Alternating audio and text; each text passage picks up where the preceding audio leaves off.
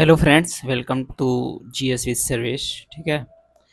आज हम क्या करेंगे कि जनरल साइंस जो है अपना, उसका मॉक टेस्ट लगाएंगे। फिजिक्स का चैप्टर 1 है मैकेनिक्स, जिससे क्वेश्चन एक दो क्वेश्चन आते ही हैं। ठीक है। उसी को हम देखेंगे, जो कि हमारा बीपीएससी का भी जो एग्ज़ाम है वो तो पोस्टपोन हो रखा है, उसका डेट आया नहीं है। और भी जो जनरल साइंस पूछे जाते हैं किसी किसी एग्ज़ाम्स में, तो हम उन सबको कवर करेंगे। और ये पीवाईक्यू है बीपीएससी का, तो आप इसे लगाइए और बताइए कि आपके कितने क्वेश्चन सही हुए हैं। ठीक है, कमेंट करके बताइएगा। तो आइए देखते हैं हम लोग कि इसका पहला क्वेश्चन क्या है। Okay. So first question is which one of the following is a vector quantity, यानी कि ये जो इसमें दिया हुआ है इसमें से कौन सी एक सदिश राशि है। तो सदिश राशि होती क्या है, सदिश राशि की डेफिनेशन देख लेते हैं हम लोग। सदिश में लिखा है 100 प्लस दिश, यानी कि दिशा के साथ परिमाण की भी आवश्यकता है। ठीक है। दिशा के साथ परिमाण की आवश्यकता किसमें पड़ेगी, दूरी में हम बस, जैसे अगर किसी मतलब लिखा है अगर 5 किलोमीटर, तो इसमें दिशा की जरूरत नहीं है, बस परिमाण की आवश्यकता है। स्पीड में भी ज़रूरत नहीं है, वर्क में भी ज़रूरत नहीं है। जो वेलोसिटी है वेग, इसमें दिशा और मतलब परिमाण दोनों की आवश्यकता पड़ती है, इसलिए क्या हो जाएगा, वेलोसिटी। ओके। अब नेक्स्ट क्वेश्चन देखते हैं कि एसआई यूनिट ऑफ फोर्स, यानी फोर्स का यानी बल का जो है एसआई मात्रक क्या होगा। तो बल का एसआई मात्रक क्या होगा, जूल होगा।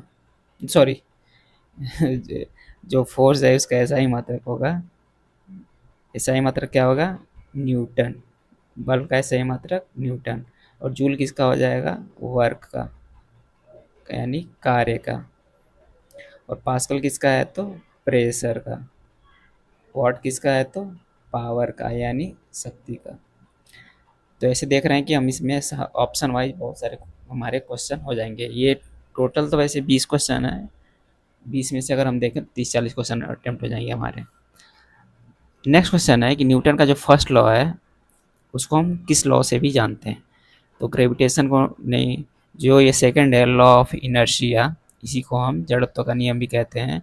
इसी को ही फर्स्ट लॉ ऑफ, ये जो न्यूटन का फर्स्ट लॉ है उसको ही ये लॉ ऑफ इनर्शिया भी कहा जाता है, यानी कि जड़त्व का नियम भी कहा जाता है। फिर नेक्स्ट क्वेश्चन पूछा है कि a body remains at rest और continue in a uniform motion unless acted upon a external force this statement represents, यानी कि कोई वस्तु जब तक विरामावस्था या समान वेग से गति करती है तब तक उस पर कोई बाह्य बल कार्य न करे, यह किस नियम का कथन है। तो जैसे कि ये कोई ऑब्जेक्ट है, तो इस पर जब तक कोई हम फोर्स ना लगाएं इधर से या इधर से, तब तक इसमें कोई मूवमेंट नहीं होगा। ठीक है। साइकिल है, साइकिल में फोर्स नहीं लगाएंगे पैडल पे तो कैसे आगे बढ़ेगा। तो ये कौन सा लॉ है, ये लॉ है हमारा फर्स्ट लॉ, न्यूटन्स का फर्स्ट लॉ। इसको हम लोग क्या बोलते हैं, जड़त्व का नियम बोलते हैं। ठीक है, यानी कि लॉ ऑफ इनर्शिया। पांचवा क्या है अपना कि which of the following has the greatest inertia. अब ये दिया हुआ है, इसमें से बताओ सबसे ज़्यादा इनर्शिया यानी कि जड़त्व किस में ज़्यादा होगा। तो आप एज्यूम करो इसमें लिखा है 2 किलो, 2 किलो इतना हो गया, 5 किलो हो गया। अब ये लिखा है 10 किलो, अब ये है 20 किलो।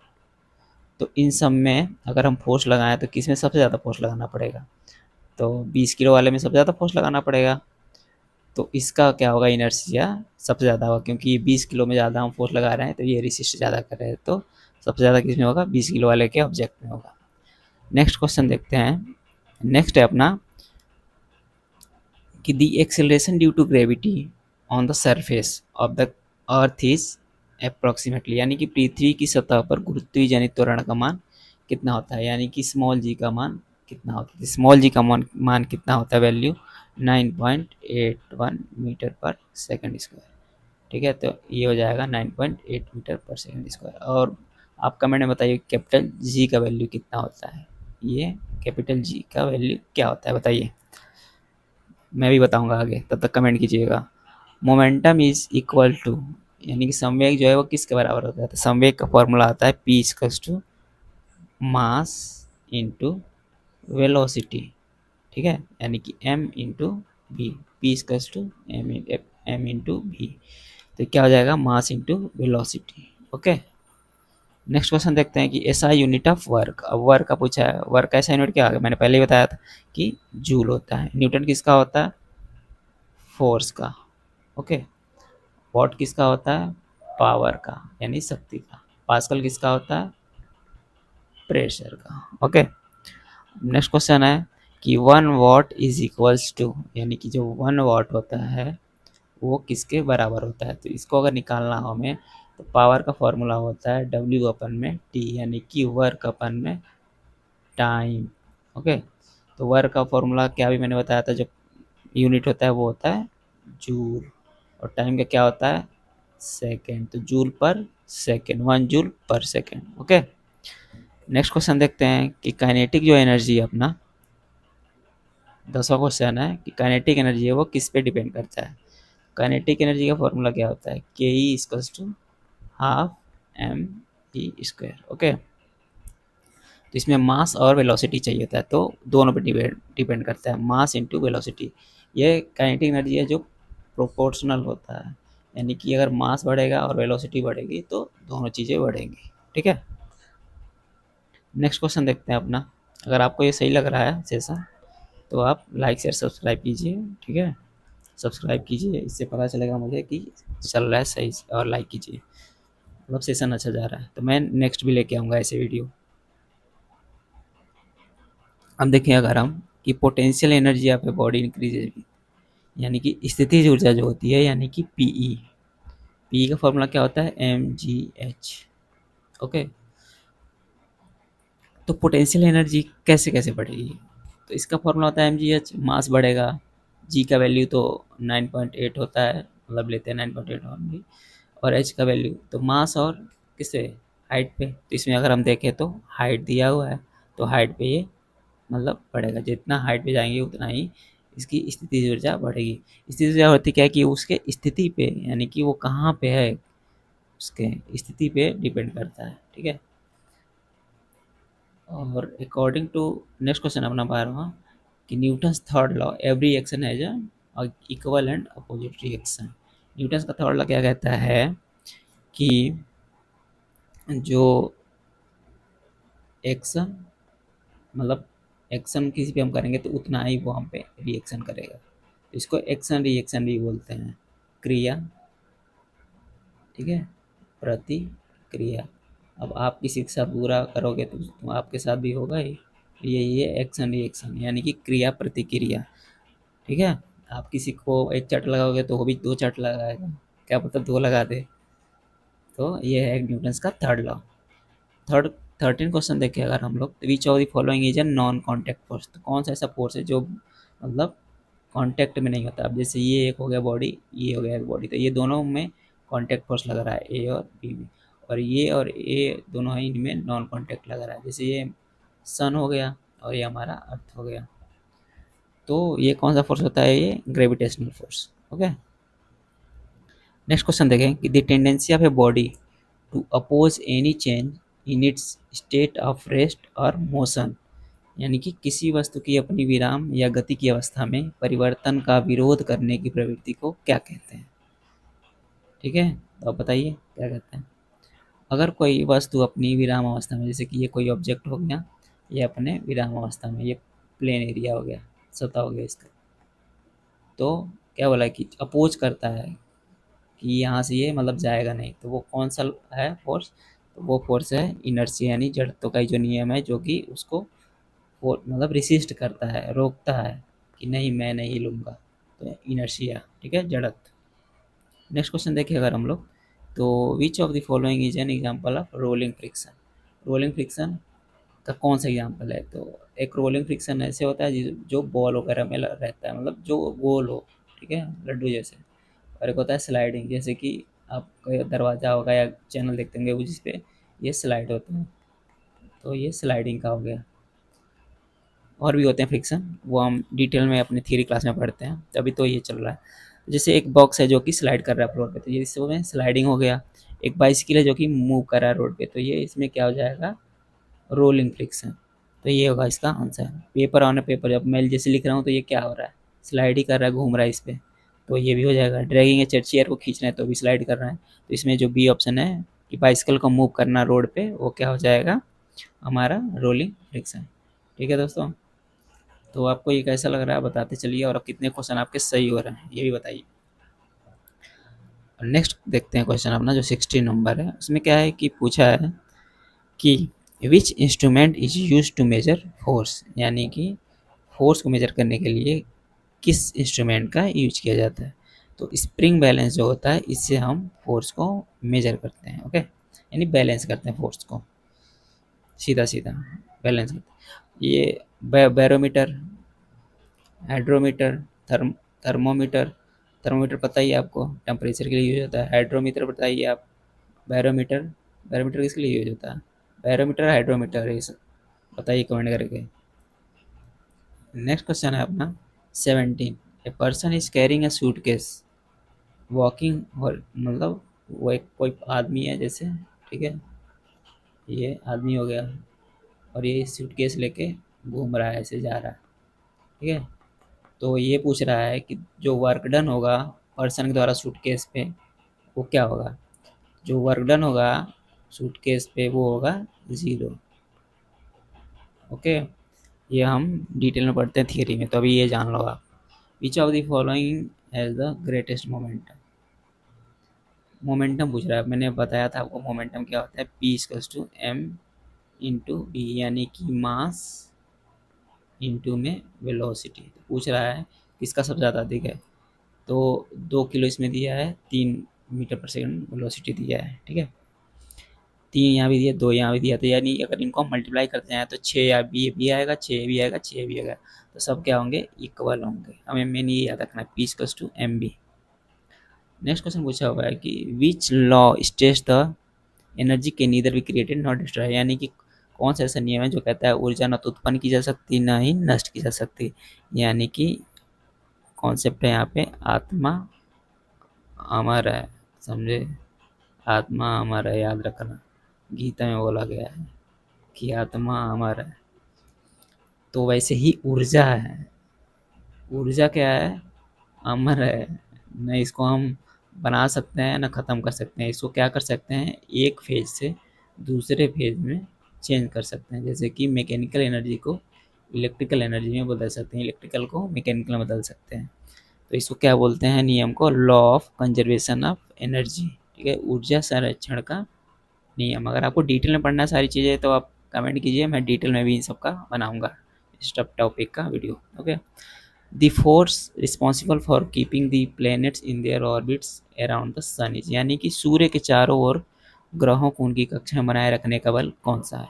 तो आप बताइए, अभी मैंने पहले बताया है, ये हो गया हमारा सन, ये हो गया हमारा अर्थ, ये हो गया हमारा मान लो मार्स, ये हो गया हमारा मून।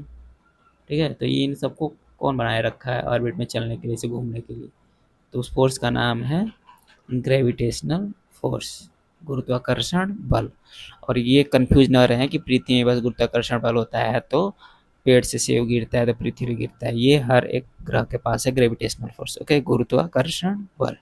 गुरुत्वाकर्षण बल क्या होता है, गुरुत्वाकर्षण बल ऐसा बल है जो उस प्लेनेट पे होता है जो कि अपने तरफ चीज़ों को खींचता है। ओके, नेक्स्ट देखते हैं अगर हम लोग क्वेश्चन अपना, तो ये क्वेश्चन एक रिपीटेड क्वेश्चन है सारे। ठीक है, ये सारे पीवाई में पूछे गए, तो ये सारे रिपीटेड हैं, तो वैसे इनको बताना कोई वो नहीं रहेगा। मैं आइए कुछ और जो अलग क्वेश्चन है वो मैं बता दूँ।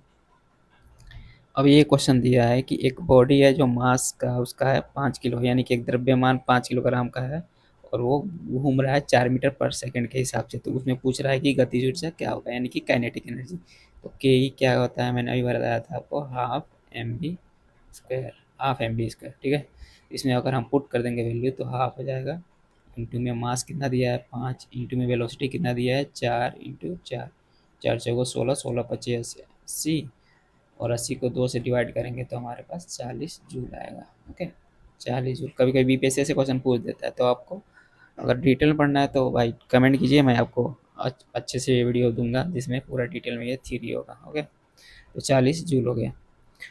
पूछ रहा है इसमें नेक्स्ट में कि स्केलर क्वांटिटी, तो हम नेक्स्ट क्वेश्चन देखते हैं। नेक्स्ट क्वेश्चन है हमारा, विच of the following is a scalar quantity, यानी कि अदिश राशि।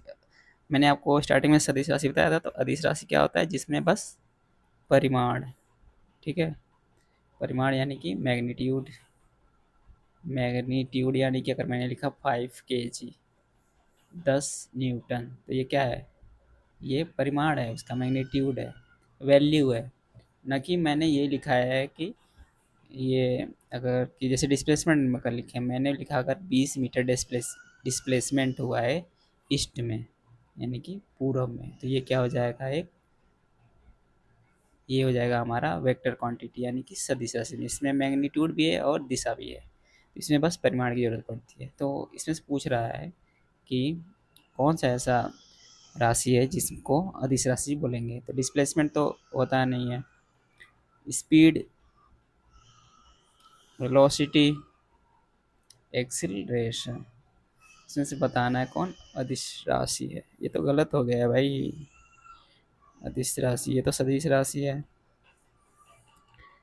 और स्केलर क्वांटिटी पूछ रहा है इसमें, तो ये तो हो गया हमारा वेक्टर क्वांटिटी। एक्सीलरेशन भी हमारा हो जाएगा, त्वरण भी स्केलर क्वांटिटी हो जाएगा। हाँ, स्पीड जो है हमारा ये हो जाएगा स्केलर क्वांटिटी। एक्सीलरेशन हमारा वेक्टर की क्वांटिटी होता है कि वेलोसिटी तो होता ही है कि इतने दिशा से इस दिशा में वेग परिवर्तन, वेग हुआ या वेग परिवर्तन की दर ही क्या कहा जाता है, एक्सीलरेशन। तो ये भी हो जाएगा हमारा वेक्टर क्वांटिटी। स्पीड जो होगा वो हमारा स्केलर क्वांटिटी होगा। नेक्स्ट क्वेश्चन देखें कि the work done by a force is zero. किसी के, अच्छा ये बताना है इसमें कि वर्क डन कब जीरो हो जाएगा, वर्क डन जो है वो जीरो कब होगा। तो वर्क डन का फॉर्मूला क्या होता है, एफ इंटू डी। ठीक है, एफ इंटू डी। तो इसमें अगर हम डी क्या होता है, डिस्प्लेसमेंट, तो अगर डी जीरो हो जाएगा, डिस्प्लेसमेंट जीरो है, तो क्या होगा, डिस्प्लेसमेंट जीरो है तो यही हमारा वर्क डन जो हो जाएगा ज़ीरो हो जाएगा। अगर सेम डायरेक्शन में होगा डिस्प्लेसमेंट, उससे कोई मतलब नहीं है डायरेक्शन के। अगर डी जीरो तो ये भी जीरो, वर्क डन भी जीरो होता है। तो डब्ल्यू इसका टू होता है ये एफ इंटू डी। इसमें कॉस थीटा लगाते हैं, अगर ये अगर इसमें दिया हो परपेंडिकुलर है या पैरेलल जो भी, तो यहाँ पे क्या हो जाएगा, displacement is zero. Next question देखें कि power is defined, power P is यानी कि पूछा है पावर का फॉर्मूला, तो पी इज क्या होता है, डब्ल्यू अपन में टी, वर्क डन अपन में टाइम। ओके, तो ये हो जाएगा इसका आंसर। नेक्स्ट क्वेश्चन है कि which of the following increasing the kinetic energy, यानी कि गतिज ऊर्जा जो है वो बढ़ाता है कब, ये कब बढ़ेगा गतिज ऊर्जा। तो गतिज ऊर्जा के ई का फॉर्मूला मैंने बताया था आपको कि हाफ एम बी स्क्वायर, किस पे डिपेंड है, मास और वेलोसिटी पे। तो जब मास और वेलोसिटी इंक्रीज होगी तो उसका गतिज ऊर्जा भी बढ़ेगा। ओके, नेक्स्ट क्वेश्चन है कि which of the following is an example of potential energy, यानी कि स्थितिज ऊर्जा का उदाहरण मतलब बताइए कौन सा है। तो मूविंग कार, ये तो गति में, मोशन में, तो ये गतिज ऊर्जा हो गया। फ्लोइंग रिवर, यानी कि जो नदी बह रही है तो ये भी गति में है, यानी कि मोशन में, तो गतिज ऊर्जा हो गया। स्पिनिंग टॉप यानी घूमता हुआ लट्टू, लट्टू भी मूवमेंट कर रहा है तो ये भी गतिज ऊर्जा हो गया।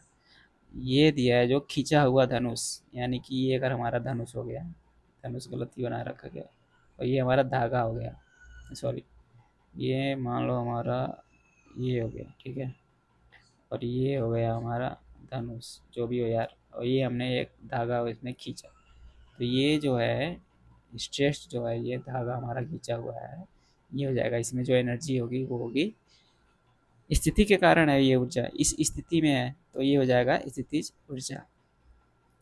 नेक्स्ट क्वेश्चन है नेक्स्ट कि दी डेंसिटी ऑफ अ सब्सटेंस, घनत्व। तो डी इसका सूत्र क्या होता है, एम अपन में डी, यानी कि मास अपन में वॉल्यूम। तो मास पर यूनिट वॉल्यूम, वॉल्यूम पर, ये तो उल्टा दे दिया है। तो मास अपन में वॉल्यूम में क्या होता है, ये होता है डेंसिटी। ओके, मास अपन में वॉल्यूम। नेक्स्ट क्वेश्चन पूछा है कि वन टेम्पर जो है, वन एटमॉस्फियर वो किसके बराबर होता है। तो 1 ATM जो होता है, 1 ATM बराबर होता है 1.01 इंटू 10⁵ पास्कल के। ओके, इसका ऑप्शन हो जाएगा ये। नेक्स्ट क्वेश्चन पूछा है लास्ट कि which of the following statement is correct, कि weight of a body changes from, अच्छा इसमें पूछा है वेट से रिलेटेड, तो डब्ल्यू इसका क्या होता है, mg। तो जो वेट होता है और मास, इसमें आप डिफरेंस बताओ। वेट WEI, सब कोई कहता है वेट, मेरा वेट इतना है, सही बात है, वेट ही है। और एक होता है मास। ओके, मास को हिंदी में बोलते हैं द्रव्यमान। अगर आपको डिटेल में पढ़ना है तो कमेंट कीजिए, मैं डिटेल में इन सबका टॉपिक वाइज बनाऊंगा। वेट क्या होता है, भार। ओके, डब्ल्यू इज कस्ट होता है, वेट, वेट क्या होता है, भार, और मास क्या होता है, द्रव्यमान। तो वेट का फॉर्मूला क्या होता है, एम इंटू जी, यानी कि मास इंटू जी क्या होता है, गुरुत्वीय त्वरण। तो ये डिपेंड करता है किस पे, मास और गुरुत्वीय त्वरण पे। ओके, यानी कि 9.81 जो ये होता है उसका वैल्यू। और जो मास होता है वो इंडिपेंडेंट होता है, वो किसी पे निर्भर नहीं करता है। तो हमारा वेट चेंज होते रहेगा। अगर हमारा वेट अर्थ पे अगर 50 kg है, तो मून पे क्या हो जाएगा हमारा 1/6, 50 का 1/6 जो भी होगा वो क्या हो जाएगा हमारा मून पे वेट। तो वेट चेंज होता रहता है लेकिन द्रव्यमान चेंज नहीं होता है। जैसे कि अगर हम देखें 1 किलो, अगर हमने कोई सामान लिया, जैसे कि मान लो आलू ही लिया, 1 किलो आलू, ठीक है, तो 1 किलो जो आलू है ये मास है, तो आप ये हर जगह जो है सेम ही रहेगा। ठीक है, बट वेट जो है उसका बदलते रहेगा।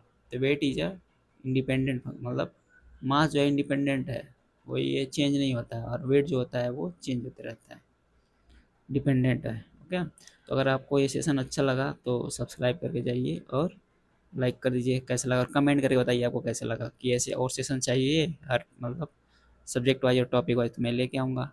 ओके, और अगर आपको थियरी चाहिए तो थियरी भी लिख दीजिए कमेंट में कि आपको थियरी चाहिए, थियरी में बना के उसका पूरा अच्छे से डिस्क्राइब करके दूंगा। एक क्वेश्चन जैसे ये हमने छोड़े, ये पूछा हुआ था कि एसआई यूनिट क्या होता है प्रेशर का, तो प्रेशर का मैंने बताइए क्या होता है, पास का।